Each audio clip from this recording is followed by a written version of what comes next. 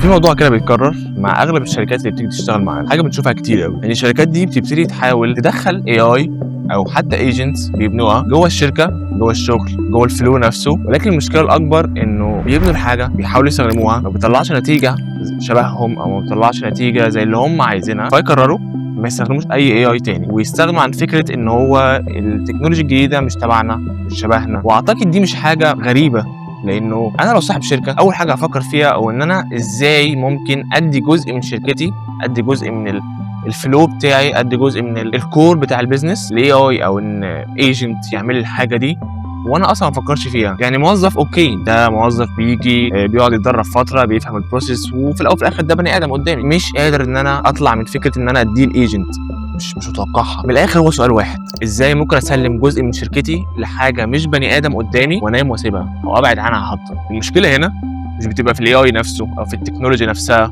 او حتى في الايجنت نفسه، المشكله نفسها بتبقى انت بنيته ازاي، ايه الطريقه اللي انت جهزته بيها. عشان كده دايما السؤال والاهم هو انت جهزت الاي اي ده ازاي او الايجنت ده ازاي. الفكره ان انت بتقول نفس الجمله ان انا اوكي سيبه شغال، وبعد شويه لما اثق فيه اكتر هبتدي اسلمه شغل، والوقت بيعدي الثقه مش بتيجي، لانك انت الثقه اصلا مش هتيجي غير لما تسلمه شغل وتشوفه بيعمله. فانت مش بتسلمه شغل، فانت الثقه مش هتيجي، فانت تفضل ماشي نفس اللوب. وده صدقني مش حالك انت لوحدك لو انت بتتفرج على ده حل اغلبيه الشركات الموجوده دلوقتي. وعشان كده انا عايز اقول لك ده، انه صدقني العيب مش فيك ولا الايجنت ولا التكنولوجي، العيب في ان انت ما حطيتش السيت اب الصح، ما حطيتش النظام الصح اللي الايجنت ده المفروض يمشي عليه عشان يحول من حاجه جاهله جدا عن نوع شغلك او عن شركتك لحاجه كانها موظف بقاله سنين عندك. وده اللي فعلا بيفرق ما بين شخص بيستخدم اي اي ان جنرال، حد فتح شات جي بي تي وبيتكلم معاه عن حاجات يوميه بتاعته، وشخص تاني فعلا قادر يستخدم ده جوه شركته. وصدقني ده بالظبط اللي قاله لي كلاينت بالحرف لما ابتدى يشتغل اصلا على حاجه تخدم الكاستمر سبورت سيستم بتاعه. يعني مجرد حاجه بسيطه، هو ما كانش عايز حاجه كبيره حتى، وما كانش عارف يشتغل، وكان بيطلع نتيجه غريبه، وكان بيرد ردود غريبه، وكان ساعات بيهلوس، وكان ساعات بيعمل حاجات غريبه. ولما جيت اتكلم معايا سالت سؤال واحد بس: هو ده يعرف ايه عن شركتك؟ فسكت. ولما سكت انت فهمت لوحدك، لانه ما اعتقدش ان حد بيعلم الاساسيات دي. انه ممكن اي حد يقول لك اوكي عايز تستخدم اي اي، تعالى اعمل كذا، تعالى اعمل كذا، دوس هنا ودوس هنا ودوس هنا، وفي الاخر يشتغل معاك وتتبسط وتحس انك انت خلاص كده ابتديت تستخدم الاي اي. ده مش الاي اي. الاي اي الصح هو الكور نفسه، هو الكونتكست نفسه. صدقني التولز موجوده في كل حته وهتفضل تكتر على مدار السنين، ولكن اعظم حاجه ممكن تعملها هو انك تتعلم ازاي تسيت اب او انك انت تاسس الاي اي بتاعك صح والايجنت بتاعك صح. وعشان كده الفيديو ده كله هو اجابه السؤال ده: ازاي تجهز الايجنت بتاعك صح، ازاي تجهز الاي اي اللي بتستخدمه ايا كان، اذا كان حتى شات جي بي تي الصغير ده اللي بتجرب تتكلم معاه لحد ما تبني ايجنت كامل لشركتك. ازاي تعرف تعمل السيت اب صح وتعمل اونبوردنج صح للايجنت بتاعك بالطريقه اللي بجد تخليك تثق فيه وتسلمه شغل حقيقي. وعشان دي واحده من اهم الحاجات اللي ممكن تعملها لشركتك او ممكن تعملها لحياتك اصلا وانت بتستخدم الاي اي. لو كملت الفيديو للاخر هديك هديه كده في الاخر، هتخلي بدل ما كنت تقعد ساعات في انك تبني الفايل اللي احنا هنشوفه مع بعض ده، هتخليك في دقايق تعمله من غير اي مجهود، من غير اي حاجه، شويه اسئله بس هتجاوب عليها وبس كده. وحتى كمان لو اديته الاي اي هو هيساعدك فيهم. لو كملت الفيديو للاخر هديك الفايل ده، وده صدقني هيوفر عليك كميه مجهود رهيبه. دلوقتي كالعاده عايز اديك كوبايه قهوه حلوه، تعالى بقى اوريك خطوه خطوه كده ليه اصلا الموضوع ده مهم وايه اللي بيفرقه عن اي حاجه عاديه، وبعد كده ازاي اصلا تعمل السيت اب الصح. تعالى بقى نشوف زي ما انا قلت ازاي نعرف نعمل السيت اب الصح عشان بعد كده تعرف تستخدم الاي اي عشان فعلا يطلع لك النتيجه اللي انت عايزها. عايزك تتخيل معايا سيناريو بسيط كده. تعالى تخيل ان انت عرفت تجيب اشطر حد في السوق في مجالك، اشطر موظف، اشطر مثلا مندوب مبيعات جوه شركتك في الوطن العربي مثلا. تمام، حلو قوي كده، يعني ده انجاز كبير اصلا. ولكن انت من اول يوم قلت له اتفضل خد شغل، اتفضل اشتغل، اتفضل اوكي اعمل اللي انت بتعرف تعمله، بس في شويه حاجات هو كانت ناقصه. انت اول حاجه انت ما قلتلوش انت مين، ما قلتلوش مين عميلك اصلا، مين الافاتار اللي بيتكلم معاك، ما عرفتوش بيشتغل ازاي اصلا، يعني ايه البروسيس، يعني لو عميل وافق هيوديه في انهي ورك فلو، طب لو عميل رفض، طب الاوبجكشنز، طب الستيبس، طب الرولز. ولا اي حاجه، وبعد كده ما عرفتوش اي نوع من انواع الرولز في الكلام، في التعامل، في المتابعه، في اي حاجه في الدنيا. انت بس ايه، جبت شخص حلو وكل الناس بتتكلم عنه وكل العالم بيقول لك قد ايه هو رهيب وجامد، والسوشيال ميديا بتقول لك هو ايه الكلام اللي بيحصل ده ومش عارف ايه، وجبته حطيته عندك حلو قوي، بس ما يعرفش اي حاجه عن كل الكلام ده. فانت بشكل من الاشكال جيت تساله، يعني مثلا بعد ما قعدت لمده يوم بتبص لقيت مفيش حاجه حصلت، مفيش اي اوتبوت طلع منه، ما عمليش، ما اخترقش العالم، يعني ما جابليش مليون جنيه في اول يوم. فانت بشكل طبيعي جربت تساله لو عميل زعلان هتعمل ايه؟ قال لك ما اعرفش. طب لو عميل قال لك اكبر خصم ممكن اخده على المنتج ده ايه، او اكبر خصم اصلا انت ممكن تديه عشان تكلوز ذا ديل او تقفل مثلا البيعه دي او الاوفر ده؟ قال لك برضه ما اعرفش. طب قلت له طب حلو، طب لو عميل عنده مشكله هتوديه فين؟ ايه التيكت اللي هتوديها له؟ هتوديه لاني قصه؟ قال لك والله برضه ما اعرفش. الفكره ان انا قعدت اتفكر، طب هل انا جبت الشخص الغلط؟ طب هل كل الكلام اللي كان عن الشخص ده هو مجرد بابل او مجرد فقاعه كده او مجرد ترند الناس بتتكلم عنه، يعني هي تكنولوجي مش موجوده اصلا؟ طب انا فعلا غلطت لما جبت الراجل ده؟ ودي الاسئله اللي المفروض تسالها فعلا. انت عملت ايه؟ انت ايه اللي جبت شركتك ده؟ ولكن تعالى بقى نبص كده على نفس المثال ده ولكن بشكل مختلف شويه. ايه رايك في الموظف ده؟ موظف عادي جدا، مش احسن حد في مجاله، مش خارق، مش حدش بيتكلم عنه، ممكن ما حدش يعرفه اصلا غير جوه شركتك، كل الكلام ده. بس اللي يفرق ده عن التاني هو ان ده بقاله اكتر من 5 سنين في شركتك، متفقين على كده؟ فالشخص ده باي ديفولت او بشكل طبيعي هو عارف بالظبط انت مين، ده بقاله 5 سنين شغال معاك، عارف مين عميلك، ده تقريبا حافظ العملاء بالاسامي مثلا كده. في موظف كده في اي شركه هو حافظ العملاء، ولو حد في السيلز بيتفرج او حد اصلا عنده شركه وعارف فريق السيلز عنده هيعرف ان من كتر ما انا اتعاملت معاهم هم حافظين اسامي العملاء، هم حافظين الاسم بتاع العميل. مثلا بيشتغل ازاي، يعني الشركه بتاعتك بتشتغل ازاي، هو تقريبا ممكن يكون عارف اقسام مش اقسامه بتشتغل ازاي اساسا، يعني الرولز هو تقريبا ممكن يكون هو اللي حط الرولز اساسا.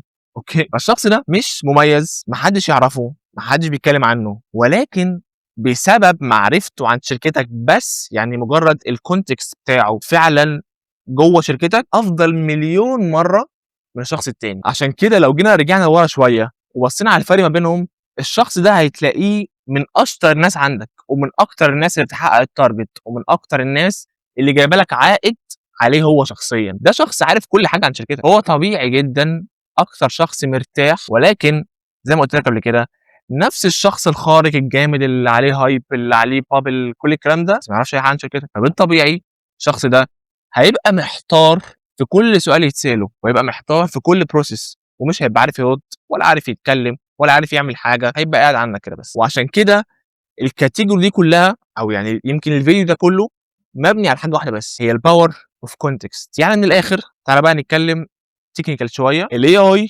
بحد ذاته هو تول عظيمه، هو تكنولوجي عظيمه، هو حاجه بتتطور كل يوم، هو حاجه لو ما كانتش مفيده وكانت مجرد ترند وكانت مجرد بابل ما كانش اكبر الشركات في العالم زي انفيديا زي ابل زي جوجل بقوا بيحاسبوا الموظفين على عدد التوكنز اللي بياخدوها كل شهر، يعني قد ايه انت استخدمت الاي اي بيتحاسبوا عليها حرفيا. يعني بقى التارجت بتاعك اللي زمان كان مجرد سيلز ومبيعات، دلوقتي انت استخدمت كام توكن، يعني استخدمت كام اي اي في شغلك. لو كان بابل ما فيش شركه هتعمل كده في الدنيا، لما يكون اكبر شركات العالم، اكبر شركات في التوب 10 مثلا 90% منهم بيعملوا كده، دي خليك يعني دي حاجه تخليك تسال. والفكره الاهم ان هو زمان كانت التكنولوجي مقتصره على شركات معينه، يعني زي ما انا قلت كده التوب 10، ولكن دلوقتي الموضوع ما بقاش كده. دلوقتي انت تقدر تستخدمها في شغلك، لو انت شركه من فرد واحد تعرف تستخدمها. طب ليه ما تستخدمهاش؟ اقول لك ليه ما تستخدمهاش، لانك كل مره بتستخدمها بتطلع لك شغل فعلا فعلا من الاخر يقرف، ملوش اي صله بالحقيقه وملوش اي صله بيك، فانت طبيعي هتقول انا هكمل معاه ليه. عشان كده صدقني الحاجه اللي هتفرق فيك،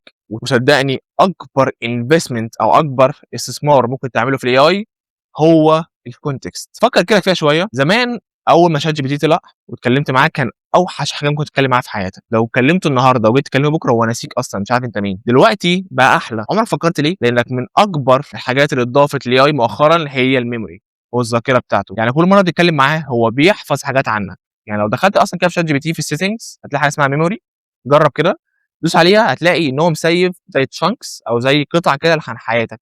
يعني لو انت في مره قلت له انك بتحب اللون الاصفر هيسيف كده انك بتحب اللون الاصفر. لو قلت له انك اسمك كذا كذا كذا هيسيف ان اسمك كذا كذا كذا. لو قلت له انك عايش في المكان ده هيقول لك انك عايش في المكان ده. وده مش معمول بالصدفه ولا ان الشركه دافعه الاف في الدولارات، يمكن ملايين كمان، عشان يعملوا لك داتا تحفظك. هو بيعملوا كده عشان عارفين ان هو يحفظك معناه ان هو هيرد احسن، انت هتحبه اكتر. فده الكونسبت، ودي الحاجه اللي انا عايزك تحفظها في الفيديو ده، ان الفرق مش في القوه بتاعه الايجنت او الاي اي، الفرق في المعلومات اللي الاي اي ده واخدها عنك وعارفها عنك. وده بيجيب اهم سؤال في الفيديو، ايه اللي انت المفروض تقوله اصلا. كل شركه فيها قواعد كده ما حدش يعرف عنها، مش مكتوبه من الاخر، حاجات كده كل اللي في الشركه بس عارفينها. يعني مثلا ازاي تتكلم مع عميل كبير او عميل مهم مثلا للشركه، ايه التون اللي المفروض تستخدمه لما حاجه تاخر مثلا عن ميعادها ويجي الكلاينت يسال عنها. لو الموضوع كبر منك مثلا مع عميل او وصل لمشكله اكبر، مين المفروض يتدخل؟ يعني مين المفروض اللي انت تبعت له بقى الحاجه دي يكملها هو؟ دي اللي احنا بنسميها الانفيزبل رولز، او الحاجات اللي بشكل ما مش مكتوبه بس معروفه. دي الحاجه اللي الموظف الطبيعي بيكتشفها مع سنين الخبره، مع كذا سنه، ولكن الايجنت محتاجها من اول يوم. دي الحاجه اللي انت المفروض تديها له زي كونتكست، او زي هنقول على كونتكست مثلا زي المعرفه بتاعته، زي الذاكره بتاعته. عشان كده واحده من اكتر الحاجات اللي انا مقتنع بيها ان الايجنت او الاي اي مش بناء على الكود. طبعا الكود ده حاجه مهمه جدا، وخصوصا هي بتتطور مع الوقت، الفريم وركس بتتطور مع الوقت، لازم تحفظها، لازم تدرسها، لازم تفهم كل شركه بيشتغل معاها انهي فريم ورك از لونج تيرم، ان هو يشتغل احسن، ان هو يتكلم اسرع وكل الكلام ده. ولكن الاهم من كل ده هو يعرف ايه عنك اصلا. زي ما احنا اتفقنا، زي ما احنا قلنا دلوقتي، في حاجه مهمه قبل ما نخش على التطبيق العملي، قبل ما نخش ان انا اوريك كل حاجه تتكتب ازاي وكل الكلام الجميل ده، ان اي حد بيجي يتكلم يقول لك طب ما الاي اي ده ما عندوش خبره. تعالى كده نفكر في سيناريو حلو كده. تعالى تخيل انك جبت موظف شاطر جدا بس من شركه ثانيه، الموظف ده حافظ ودارس قوانين الشركه الثانيه، ازاي تتعامل مع العميل، ازاي تعمل كذا، ازاي تعمل كذا، ازاي تعمل كذا. حلو قوي. حلو. الفكره بقى انك عشان تغير عادات شخص معين اصعب بكتير من انك تبني له عاده جديده. فكر قوي في الجمله دي، عشان تغير عادات شخص اكتر بكتير واصعب بكتير من انك تبني عاده جديده، وده علميا. فعشان كده الموظف ده لما يجي عندك كل مره هيتعامل فيها هتضطر تفضل واقف على كتفه وتقول له لا لا لا ثانيه، احنا ما بنعملش كده،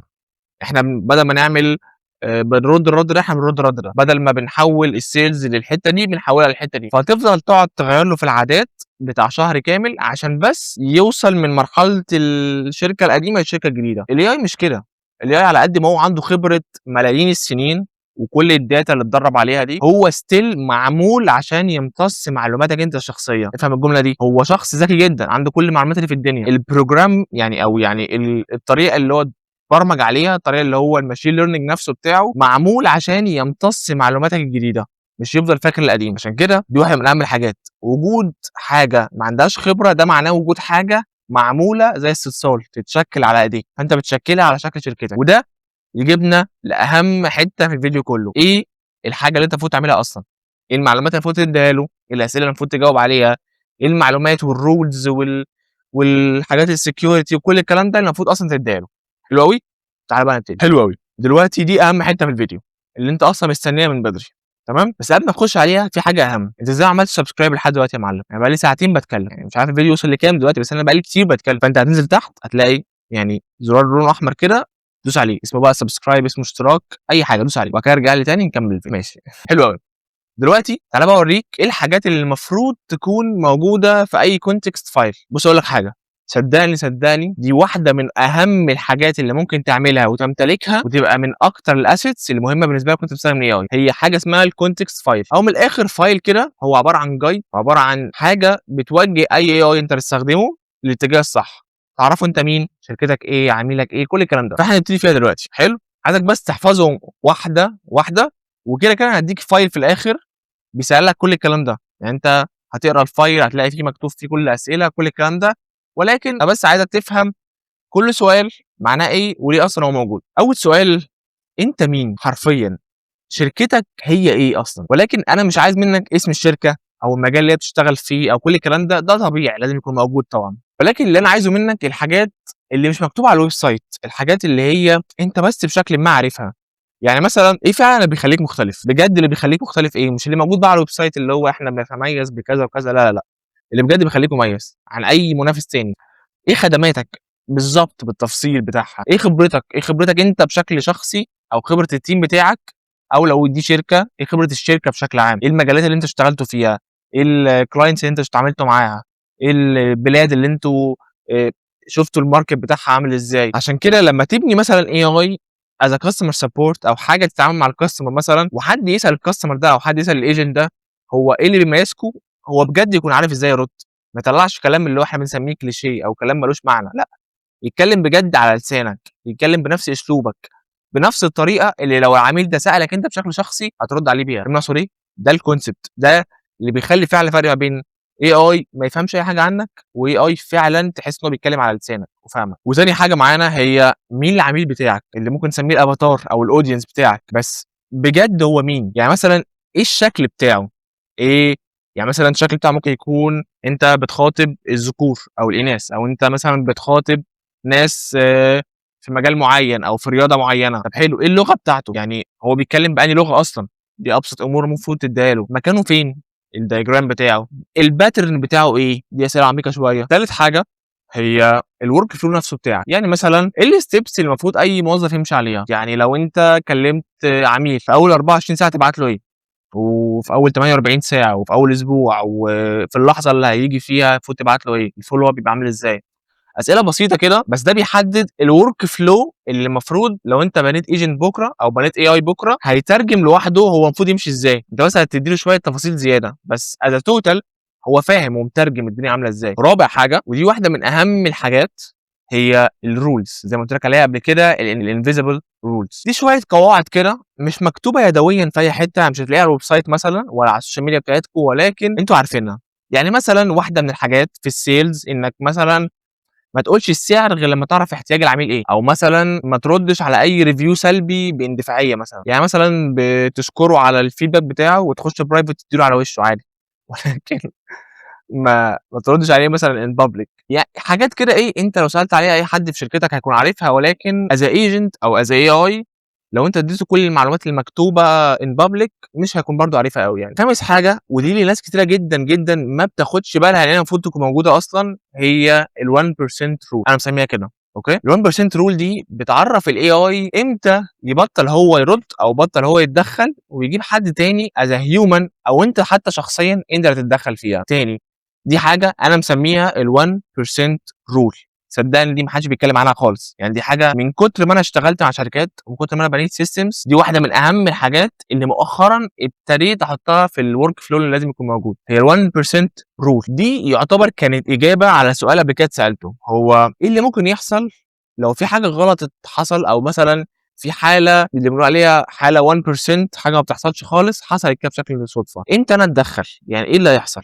المفروض الايجنت يعمل ايه؟ عشان كده لازم تبني 1% رول، لازم تكون في رول اللي هي عارف ان لو جت ابعتها لاي حد مسؤول فعلا. عشان كده اصلا اجابه السؤال ده هي بتقسم لحاجتين، از سكيورتي دي حاجه بتقف علينا احنا، يعني انت المفروض كشخص انجينير في الاي اي المفروض عارف ازاي تبني الجارد ريلز بتاعتك، ازاي تبني الرولز السكيورتي بتاعتك اللي ما يطلعش براها ابدا، خلاص دي محسومه، دي مش حاجه ينفع تفكر فيها. ولكن تاني حاجه ودي الاهم، هي الحاجات اللي انت عايز تكون موجود فيها.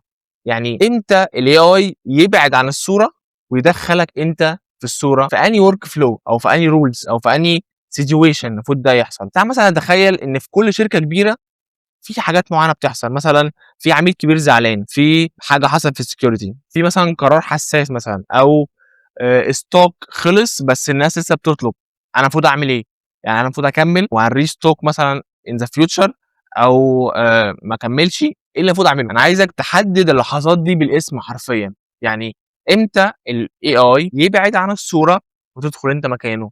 ايه اللحظات دي؟ عشان كده انا دايما بحب ال1% رول، لان اي حد هتتكلم معاه وتقول له 100% هياخد شغلك هيخاف، ولكن لو قلت له هو 99% هيعمل كل الشغل المطلوب منه، ولكن في 1% انا بقول لك خليك انت اللي متدخل فيها، هتحس ان انت اوكي، انت مرتاح اكتر، انت قادر تحط رولز يرجع لك هو فيها. صدقني ال1% رول دي ممكن اعمل عنها فيديو كامل بجد اشرح لك ازاي تكتبها وازاي تفهم وازاي ايه الحالات اللي المفروض تكتبها، كل الكلام ده.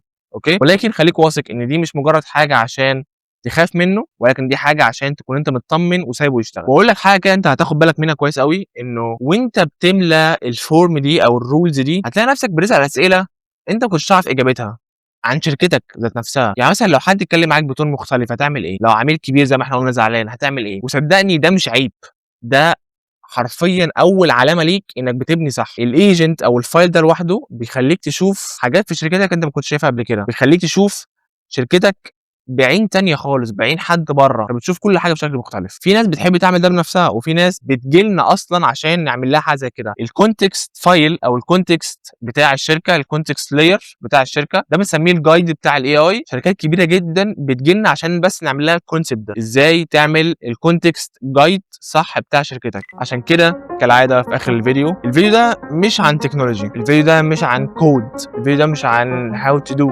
الفيديو ده عن حاجه واحده بس. هو انت فعلا جاهز تسلم شركتك او الحته دي في شركتك للاي اي ولا لسه؟ لو انت عرفت تجاوب على الاسئله دي، عرفت تجاوب انت مين، عميلك مين، ايه الرولز اللي موجوده عندك، او ايه ال1% رول اللي في شركتك، فالاجابه انت فعلا جاهز. ولكن لو انت ناقصك اي حاجه من الاجابات دي، صدقني بره الاي اي، بره الايجنت، بره كل الكلام ده، انت ستيل محتاج تقعد تفكر فيهم كويس قوي.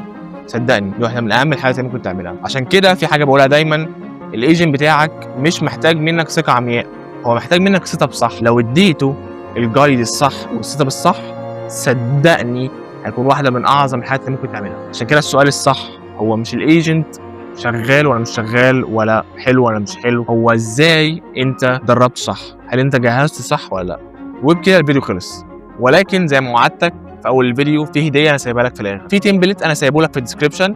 التمبلت ده هو حرفيا الجايد بتاعك انت شخصيا، ده هيسالك الاسئله اللي حرفيا هتخلي دماغك تفكر في الاجابات الصح، وخليك تطلع الكونتكست جايد بيرفكت تعرف تشتغل بيه. صدقني ده هيكون نقطه البدايه بتاعتك، فانت هتلاقيه في الديسكربشن، خش عليه، اقرا كل سؤال، فكر فيه كويس قوي قبل ما تجاوبه، وصدقني ده هيكون من اعظم الحاجات اللي هتكون معاك. فده لوحده هيخلي اصلا ساعات من الشغل تحول لدقائق، انت بس هتجاوب على الاسئله الموجوده، بس تفكر فيها صح. وكالعاده لو انت اصلا خلصت الفايل ده وخلاص كل حاجه بقت واضحه قدامك، وجاهز انك تبتدي تسلم حته من شغلك، او تبتدي تفكر اصلا ايه اعظم الفرص اللي ممكن تكون موجوده للاي اي او الاي اي ايجنت جوه شركتك، ممكن تحجز استشاره مجانيه من تحت، هتلاقيها في الديسكربشن برضو. الكول دي كلها مهمتها حاجه واحده، ان احنا نشوف افضل الفرص جوه شركتك اللي ممكن تستخدم فيها اي اي، ودي الحاجه اللي هتبتدي تساعدك تاخد الخطوه اللي بعد كده، انك تبتدي تبني اي اي ايجنت لشركتك. اتمنى تكون استفدت اي حاجه من الفيديو ده، ومع السلامه.